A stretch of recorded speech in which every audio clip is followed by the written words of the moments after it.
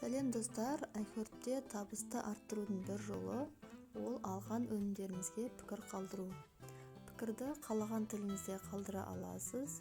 Әрбір қалдырылған пікірге iHeart $1 беріп отырады. Және де тағы да бір маңызды нәрсе ол, егер сіз алған затыңыз жайлы бар білетін ақпаратты жазсаңыз, және де оны оқыған басқа адам пайдалы болды деген, яғни лайк белгісін қалдырса, сізге тағы да қосымша бонустар беріліп отыратын болады. Ақпарат пайдалы болса, жүрекшені басып, пікір қалдыра отырыңыз. Және де достарыңызбен бөлісуді ұмытпаңыз. Алдағы уақытта басқа да лайфхактармен бөлісетін боламын.